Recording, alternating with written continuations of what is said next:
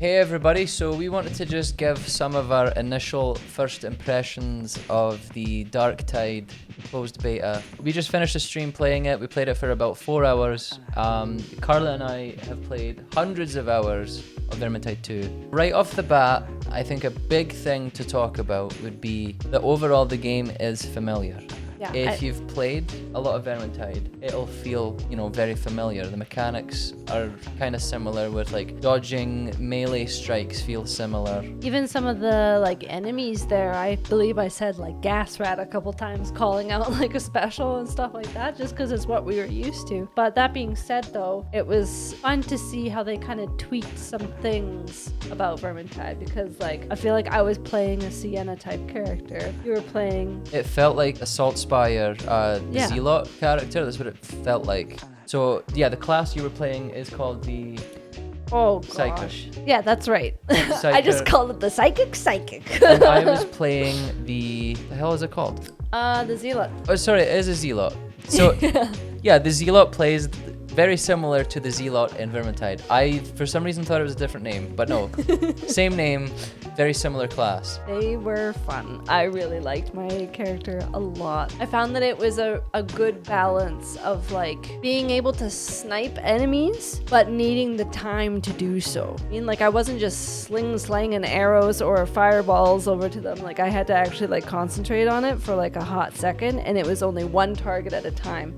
It made me very vulnerable to everything else around me. So it was kind of like a special assassinator is kind of the way to look at that class, I feel like. Mm-hmm. At least, it's hard to say because we only leveled to level 7 in the Yeah. end, so we only unlocked the first talent. Fortunately, we did only have 4 hours to play it. But, I mean, 4 hours is still a good amount of time to get first impressions. Mm-hmm.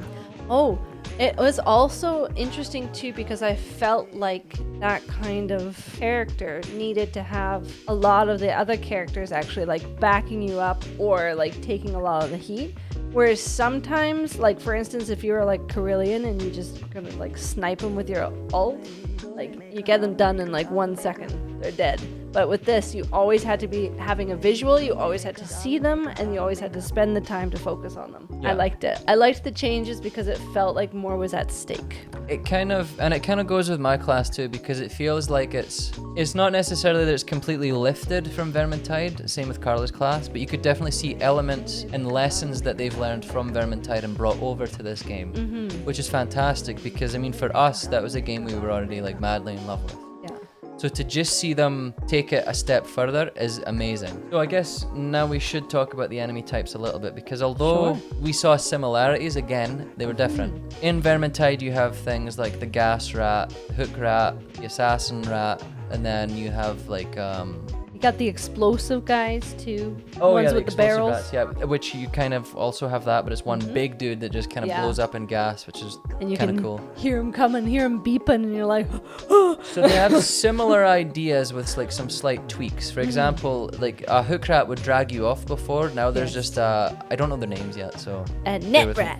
No, a net It's guy. just a dude that shoots you with this electric net that just locks you in place. And that way all the other enemies can wail on you. Yeah.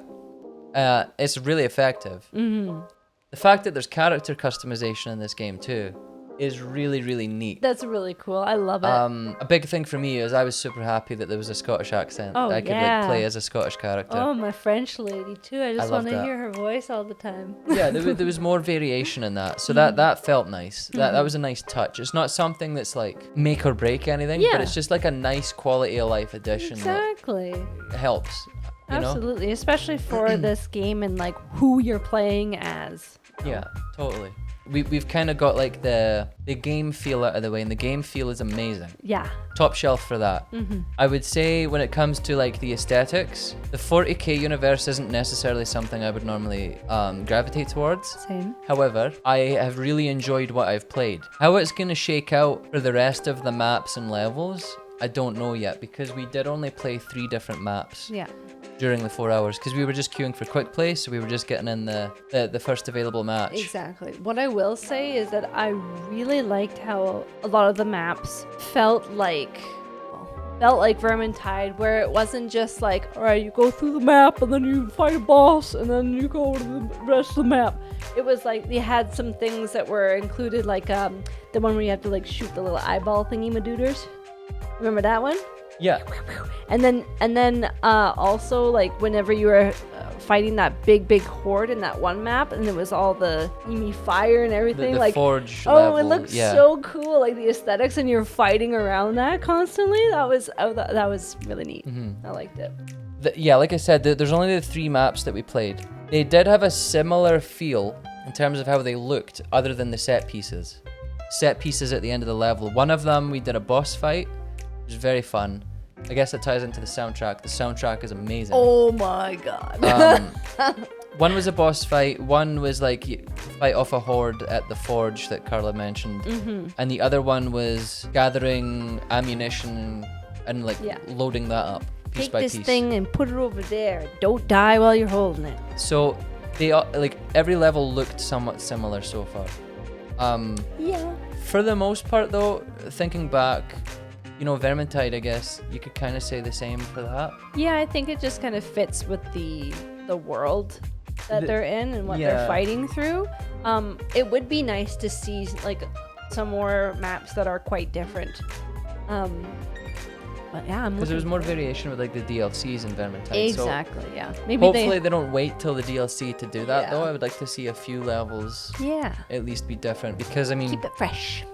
if you're like us and you're gonna play this game a lot, it will get repetitive in that sense, right? Sure. At least if they can mix it up a bit with a few different looks, it would go a long way. I'm okay with the enemy types all looking the same, to be honest. Yeah. I don't mind that. Well, we wanted to talk a bit about the UI design, because I am like classic Carla move. I'm like oblivious to all buttons and all things that I need to be So I mean, pressing. it's kind of an issue that Carla runs into in most games. She doesn't know what she's supposed to do, at least at first. After playing a map or a level for a couple times, she'll get it. Yeah. And I have a hard time using my eyeballs on the screen to see where the things are. And I mean, yeah, I find it kind of just as easy to follow as most games. I kind of like the iconography in it, the UI design. It's kind of nice. I would say there was still a lot of things, and again, I only did 4 hours, and I'd like to maybe look at it a little bit better with my glasses on or something. But I felt like I wanted to see more about my weapons, and I felt like I saw like some symbols, but then I was like, what does that mean? Oh, you know what I mean? Yeah, So, like stat breakdowns and stuff. yeah, exactly. Or well, there were some stat breakdowns when you were like choosing between weapons, but when I'm on it, I wanted to see like what those symbols meant, and I didn't really see them anywhere else on the screen. It might be crazy, but if we look back on the footage, maybe it'll be a little clearer. Whenever I say this stuff, I feel like I'm just the blind one. So, you know, take my word with a grain of salt. Well, it could all be there, and it could be that we're just missing it. But I mean, I didn't pay too much attention to it, and I think part of that was because we were super low level, so like it's not like we had options for gear. Yeah, really. and it wasn't make or break at that time, for sure. One thing I struggled with was actually finding out how to get to my magic hands instead of just my 2 weapons, and it took me a really long time to figure that out. So how do you do it? You just press a button on your keyboard, but it's not a button to weapon swap. What button is it? G. And did it tell you that in the tutorial? No. At least I don't think so. Because then there was never a time where it was like, switch to this. It was like, now you have magic hands. This is how you use your magic. Right. Telekinesis stuff. Maybe in the advanced tutorial, maybe it went over that, but We did skip that. yeah. We wanted to get right into the action. It's hard to tell what they're gonna be doing with like different systems in the game. So there's all sorts of like weapon crafting, and then like your loot crates and stuff that you get from missions, and then you can up the level of those crates by increasing difficulty, finding different things in the levels to increase your odds of getting good loot. As long as there's good systems in place to like make sure you can get good loot or craft good loot, then I'm happy. We didn't really get any kind of insight into what their plans were for that. And I mean, I don't know if maybe they have something on the site talking about what systems they're gonna have in place. But it'll be nice for the replayability to have those kind of things that you can like add on difficulty for yourself if you want to, or Yeah, you know, totally. change the experience a little bit. So overall, we love it. So much fun. It's so much fun. We cannot wait for it to come out. Mm-hmm. One thing, our computers didn't handle it the best. Oh god. I mean, I'm in need of an upgrade. Carla's in need of an upgrade. So we're going to be upgrading it before the release of the game. Mm-hmm. If you're curious, I have a 3070 Ti. Carla has a 970 in her computer. However, I'm bottlenecked at my CPU and stuff like that. But Carla's bottlenecked by her graphics card. So Sometimes it was like I was watching a PowerPoint presentation of enemies coming towards me. So I don't necessarily think that's a fault of the game No. at all. I think it's just it's a bit more intensive. It's a fault of my computer, goddammit! Yeah. Be better! So yeah. Anyway, at this point, it's hard to judge how good the game will be because for us, it's all about what the end game is going to be like. Because we want to put tons of hours into it, right? Of course. So as long as it has good systems at the end of the game that keeps us playing, we'll be happy. That's what we thought of the Darktide. I almost said Darktide 2. The Darktide closed beta that we just played. Yeah, the 4 hours that we put into it. It wasn't the longest amount of time, but it was a good amount of time to kind of start to feel it out a bit. Yeah, we really wish we could have grinded it out more and got more levels, but we don't have too much time this weekend, unfortunately. It's true. But there you have it. Yeah. So here's looking forward to Darktide. We're gonna be playing it on release, so if you want to check it out, go to our Twitch channel, subscribe to the YouTube channel. Absolutely. You don't want to miss it. Link for the Twitch channel's in the description. Exactly. That's it from us, Yeah, bye-bye. and we'll see you on the next one. Toodaloo. Bye bye. Ta-ta.